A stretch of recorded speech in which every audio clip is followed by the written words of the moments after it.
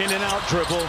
He got double team, lost the ball, and with it go the dreams and hopes of the Sacramento Kings. This season has been so frustrating for Bradley Beal. Preseason expectations could not have been higher for the Phoenix Suns after new owner Matt Ishbia seemingly struck gold when it became apparent last June that Bradley Beal and the Wizards were splitting ways. And it was down to Miami and Phoenix as to who would get the three-time All-Star guard. You know the story. Beal had a rare no-trade clause, and D-Book and KD successfully convinced him Phoenix was the place for him. They reportedly assured him that he would fit in and they wanted to share the keys to the offense with him. That was all Beal needed to hear, and poof, Chris Paul and Landry Shamet magically disappeared. Hit that like for me and tell me in the comments, has your impression of Bradley Beal changed over time this season?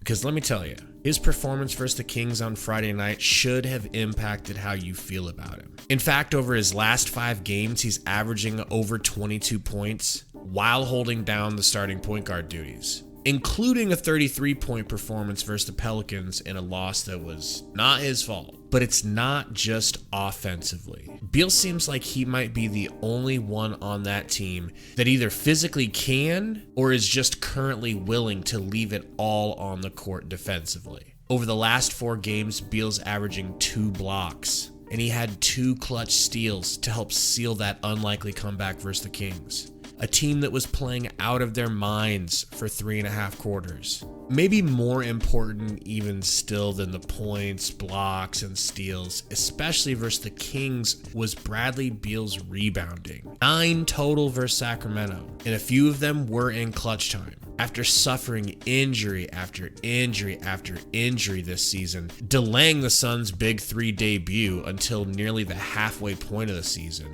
including most recently the groin injury versus the Pistons 1 game before the All-Star break. Don't forget the nose being broken, him currently playing through that, and a busted ring finger on his shooting hand. He's really been a warrior. After all of that, it seems to me that the leadership vacuum created by Chris Paul's departure is shockingly being filled by Beal, who is presumed to be the lesser player in the Big 3. He seems to have physically, mentally, and emotionally just had enough losing and disappointment. The exciting thing for me as a Suns fan is that this all could be a lot of faux disappointment. If we're lucky, think about it. With a win Sunday, God willing, versus the Timberwolves, the Suns will have 49 wins. Last season, 49 was good enough for the 3rd seed and home court advantage through the first couple rounds. The fact is, the West is just crazy stacked this season. Luckily for Phoenix, though, they do seem to be finding themselves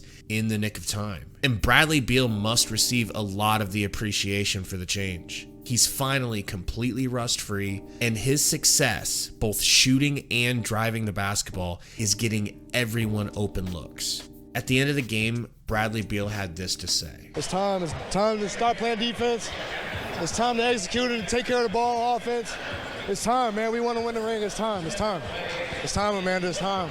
Need I say more?